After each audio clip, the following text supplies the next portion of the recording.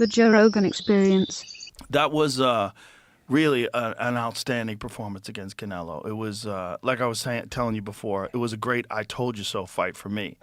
Because there were so many of my friends that are big boxing fans that just thought Canelo was too big. They thought it was too much of a jump. He's too experienced.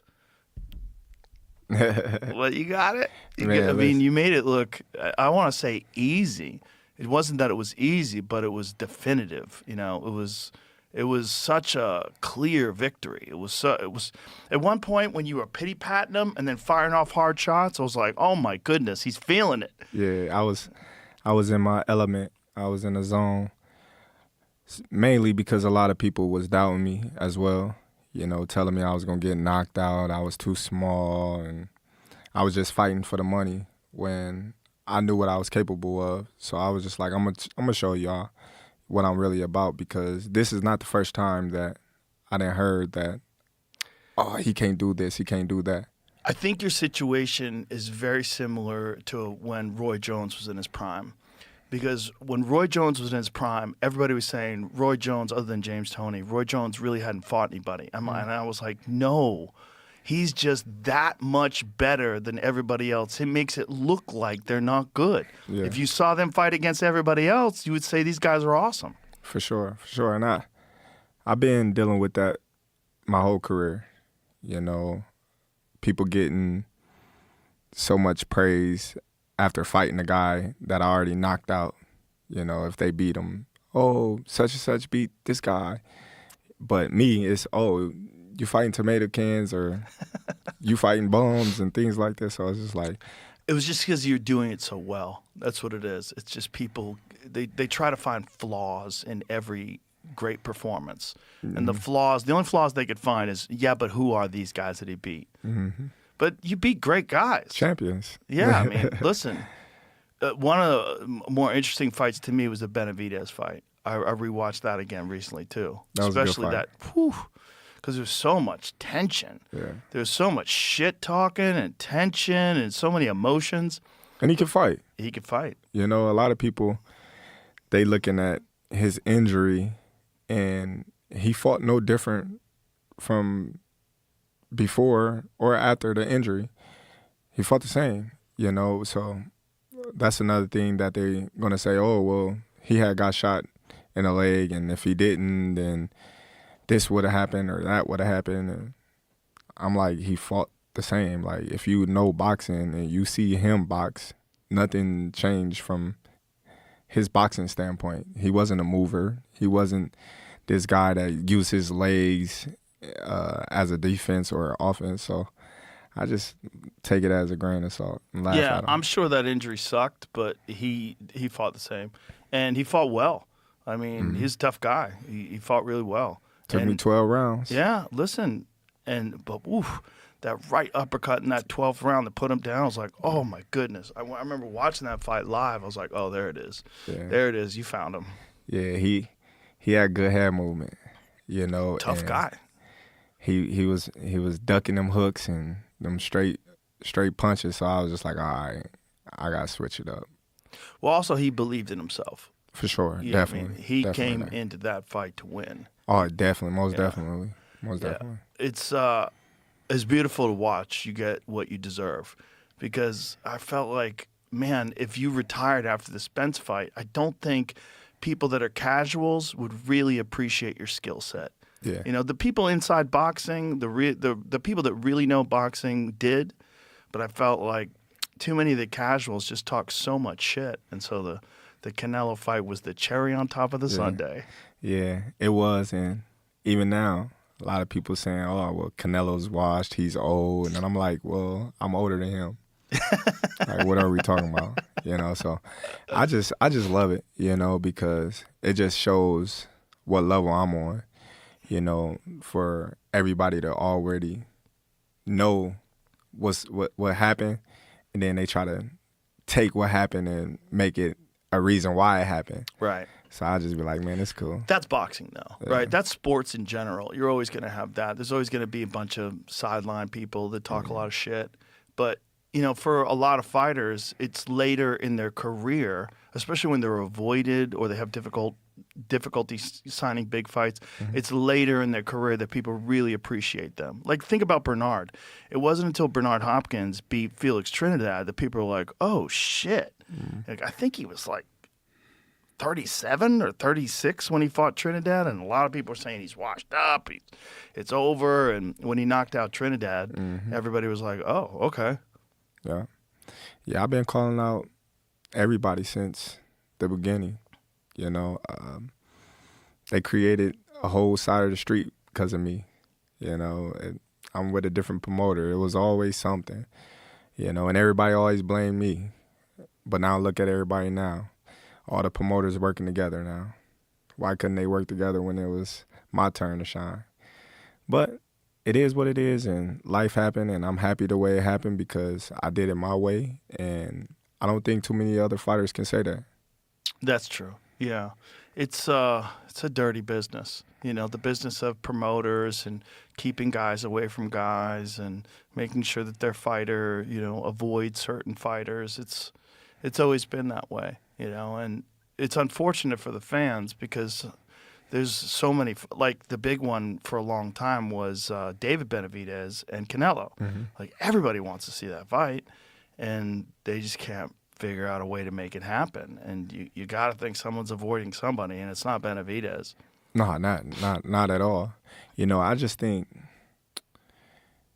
Canelo, in a sense, he know how big Benavidez is going to come in the ring. You know, Benavidez is a great fighter, you know, but he's a big fighter. He's a tall fighter, you know, and I just think Canelo knows, like, why would I want to get in the ring with this guy that's going to be massive come fight time, and I'm not that big of a guy at all. I've been doing all this with my skills because Canelo's not a big guy. He's been fighting big guys his whole career. Yeah. You know, and beating them with skill, you know, so you got to tip your hat off to Canelo and what he's accomplished. Absolutely. Being 5'7", going up to 175 and fighting these big guys and actually winning and knocked out Kovalev. Yeah. I mean, it was Kovalev later in his career, Yeah. but he's still Kovalev. For sure. And then having the courage to fight Bivol in his prime. For sure. I think that's the fight that probably kept us from getting the Benavidez fight, the Bivol fight. Because I think after that fight, he's like, okay. Yeah, this dude's big. This is a little big. Yeah. Because Bivol, not just big, but he's got that Russian style, light on the feet, in and out, in and out, in and out. Good boxer. It's a difficult style to handle. Yeah. You know, and the only guy to beat Beterbiev was another beast. Yeah, so I think, you know, him knowing that, and then I think the disrespect that he got from Benavidez had persuaded him to go elsewhere. But, you know, there's been many boxers from the past that didn't fight people that they wanted to fight. Right. You know, look at Sugar Ray Leonard and Aaron Pryor. They never got that fight. So, and that's just one of many. So it's going to be like that. Well, it always seems at the end that it all worked out the way it was supposed to, you know, and that's how it felt like for me after your Canelo victory. Like, this is like, you know, all the bullshit. It's like now everybody has to shut the fuck up. It's like all the bullshit's gone. It's like now everybody's got to give you your just due because that was a stellar championship performance. I mean, that was one of the all-time great performances because it was a Canelo that's, you know, you could say whatever you want. I think he's still in his prime. And you just outboxed him. And you outboxed him. I mean, think about it.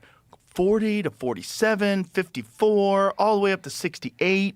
And you outbox him. First. Oh, that's right. 35 first. Right. That's right. That's crazy. Yeah. That's crazy. Going up from 35 to 68 and outboxing the champ. And the way you did it, too. It was so skillful. It was so beautiful to watch, man. If you're a fan of skillful, intelligent boxing, that was such a good fight to watch. Because, you know, Canelo's a dangerous guy. He's a heavy puncher, and he puts a lot of power into his punches. He's kind of changed over the years and really relied more on his power. But, man, he knows how to land it.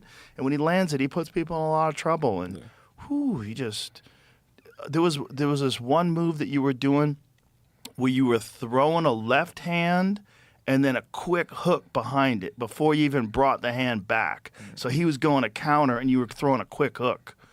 Yeah. I was like, oh, that is so pretty. That is so Trying to catch pretty. him in the counter. Yeah. You know, Canelo is a great counter puncher. You know, so you got to beat him to it. You got to counter the counter at times. Did that fight play out the way you thought it was going to play out? Yeah, most definitely. Exactly the way you thought it. Most definitely. We knew what we was up against. You know, when I went to his fight against Berlanga and against the guy that's on his team, I forgot his name, Munguia. When I was with Turkey, I said, Turkey, he can't beat me. Just watching him from 135 to now, like live, I'm looking at him, I'm just like, I can beat this dude. Like, my confidence is getting more and more and more. And his last fight in Saudi Arabia, I was like, yeah, he can't fight like that against me. Which he didn't, which he definitely rose his game, but I just believed in myself that much that nothing was going to stop me from getting that victory that night. The fight in Saudi Arabia, he looked like undermotivated. Yeah. It looked like it wasn't a big enough challenge for him. He didn't look like he was in the same kind of shape physically, like when you look at him. He wasn't, you know, and it happens, you know. That's why I always train like this is the toughest fight of my career, because it is. Every fight is. And you never know what to expect with those type of fighters that nobody know about. Right. Them be the ones that sneak up on you and, you know, you got to be ready for them. But he didn't come to fight. He moved the whole fight, and, you know, Canelo was frustrated, and he was just like, man, this dude didn't come to do anything. Right. He came to survive. Yeah, so I could see where he was frustrated at. Yeah. Well, he probably thought he didn't belong in there with Canelo either, right? You know, so he probably said, listen, if I just keep moving, I can get out of here with my dignity intact and just never get hit real good. Yeah. Yeah. It's fascinating now because before that fight, you were looked at as one of the best boxers today. Now you're looked at as one of the best fighters ever. And it's interesting how that changes, how people now look at your body. And then they look at Errol Spence before you fought him and go, Errol Spence can fight, man. He's a really good fighter. And a lot of people discredited your victory over him because of that car accident that he had, and maybe he wasn't as good as we thought. But now with the Canelo victory, you're in this rare air of, you know, mentioned as one of the greatest of all time.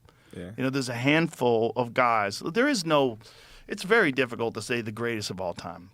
Because people want to go all the way back to Sugar Ray Robinson. They throw Floyd in the mix, primetime Roy Jones. There's all these different fighters they put as the greatest of all time. But you are now in that conversation. That's got to be nice.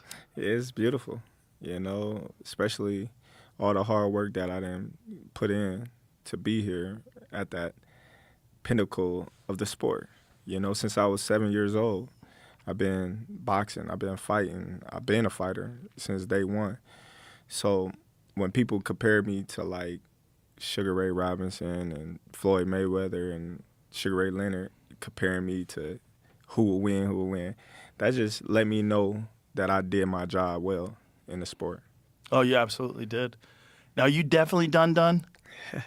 Man, it's over with. It's definitely over? Yeah. I don't got nothing. So I told a couple of my close friends, I said, okay, since 2014, I've been fighting for something, a title. I won my first title in 2014, March of 2014. Ever since then, I've been fighting for titles, undisputed titles, undisputed titles, undisputed. Like just everything that I've been fighting for. Now I just come back, and it's just like, all right, what's the motivation? Just money? You know, like, all right, so what is on top of that? You know, because my thing was the money gonna come. You know, I was taking pay cuts after pay cuts after pay cuts because I knew what I wanted my legacy to be when I finished boxing. I want to be remembered as one of the greatest champions of all time, you know, and I think I did that, you know. So now it's like this last fight that I had, the height of it, there's no better finish than that to me. Yeah. What was on the line, coming from where I came from, all the odds that was stacked against me, all the things that I had to go through in camp to get to that fight, you know, it was just like, man, you did everything right. So what can top that?